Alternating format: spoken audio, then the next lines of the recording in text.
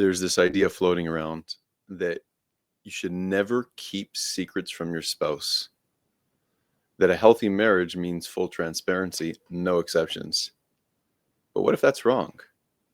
I just listened to this powerful conversation between Paul Brunson and Steven Bartlett on the Diary of the CEO, and they really break down, first of all, a concept of selective disclosure when it comes to this, the idea that not everything needs to be shared for a relationship to thrive.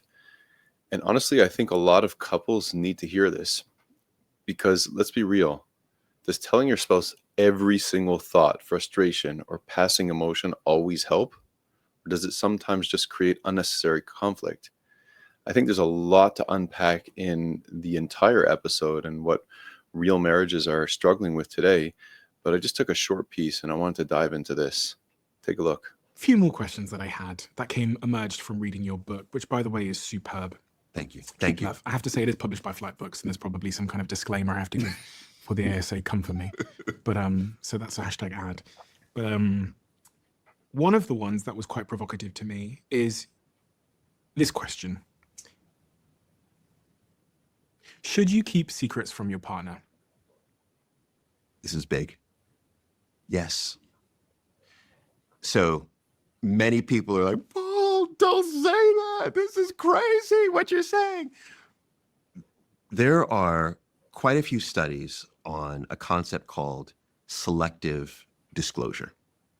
And a matter of fact, one of, I think, the most provocative, compelling studies on selective disclosure looked at many couples, and one couple or one group was told to be entirely transparent to your partner.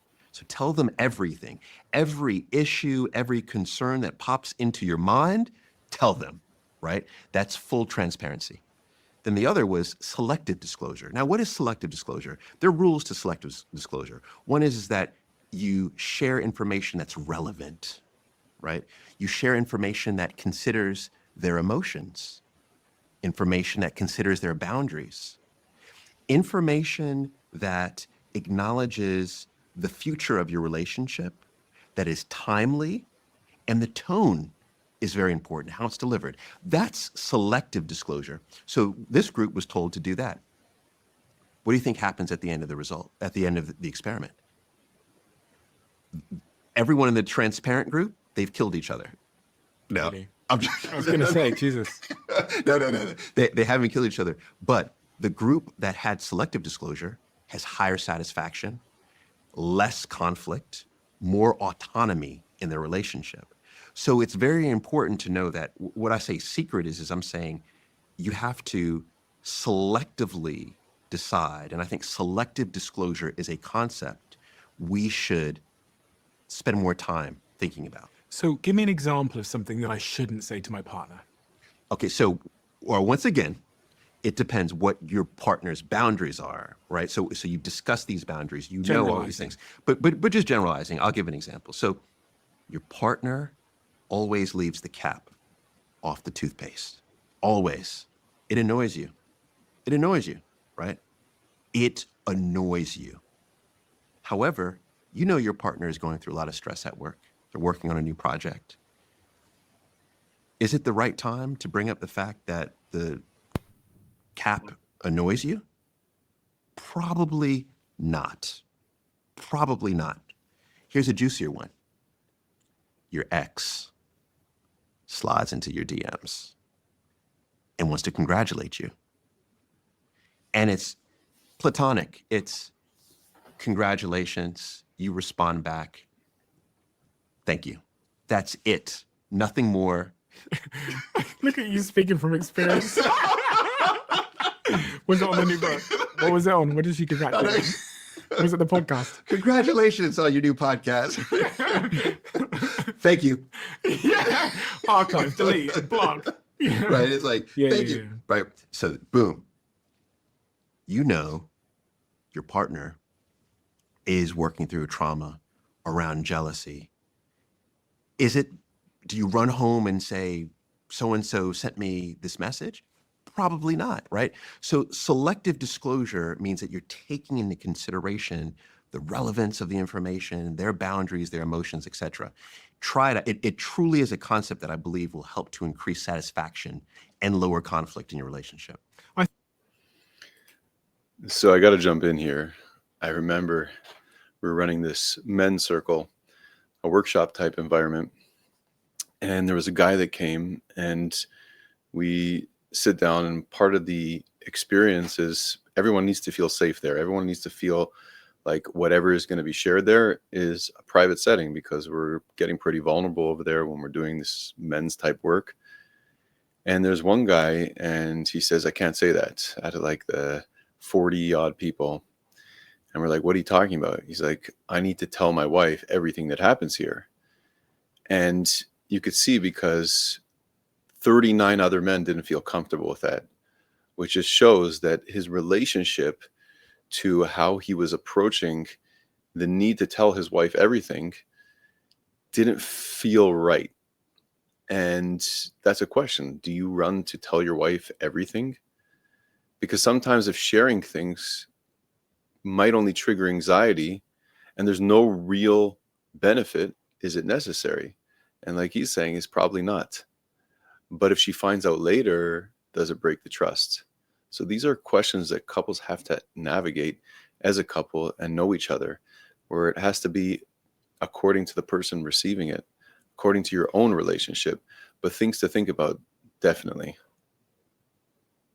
I think that's super important, because a lot of the narrative is just never lie to your partner. And it's interesting because all of those things you've said have happened to me in my relationships before, where an ex slides into your DMs and I'm literally sat with my girlfriend and the ex is just saying, oh, love this or something. And you like almost panic because I'm like, I don't want to lie. Yes. But at the same time, what's the point in me stopping this moment to say something that's irrelevant and, interesting. Very, very interesting. It's an important insight. You're talking there about diminishing conflict, and I was recording some stuff over the weekend where I was thinking about relationships, and one of the things I've really come to believe over time is that the best predictor of a long-term relationship is how you are at conflict resolution. Yes. And there's this quote that I love that I've never forgotten that says, you can predict the long-term health of a relationship by whether each cut heals to 99% or 101%. Does your conflict make you stronger? I love that. And in the big thing that I noticed in this relationship versus my previous relationships is there was this inbuilt natural conflict resolution system based on who we were as people. Okay. And I say that because like she doesn't want to shout, she doesn't want to scream, she wants to listen. I don't want to shout, I don't want to scream, I want to listen, which meant that from the first moment of conflict, we were able to resolve it and move on. Yes. Whereas in previous relationships, it was like two people that were just broken records trying to get their point across at the other person. Yes. Almost trying to win. Yeah. So one is, I love that quote. I love that. And what I've found, and I agree, our ability to, and I say, I'm careful with using the word management now opposed to resolve, given the research from the Gottmans around how 69% of these issues won't be resolved, but managing the conflict. There's two ways that we typically try to manage it. One is we try to win the argument. Mm-hmm. That is the route that is always going to lead to a low level of satisfaction. The other route is to try to gain understanding about why your partner thought that. So it's just simply, I just want to understand, right? Should you apologize? Absolutely. Should you always apologize? All right. So here's what the research shows. And this is, well, I will say this. When I was writing the book, I was writing a chapter on apologies. And I go to Jill and I say, Jill, how many times a month do you think I apologize to you? And she's like, you only apologize like every other month. So she's saying that I apologize about 6 times to her per year. And I was thinking, oh, this is terrible, because the data shows the most successful partnerships, there's an apology every week, on average, once a week. And what I realized, in the trap that I fell into, and I think a lot of men fall into this, is the threshold in which we believe we should be apologizing. So something will happen in the relationship, and I'll think, what I need to apologize for that? It's just like, It is what it is. You know, so for example, I mean, the trash is always a big issue in my household, right? So I'm supposed to take the rubbish out or take the trash out, and sometimes I forget, okay? I forget. I don't think it's apology worthy to forget to take it out, but I realize that's my threshold.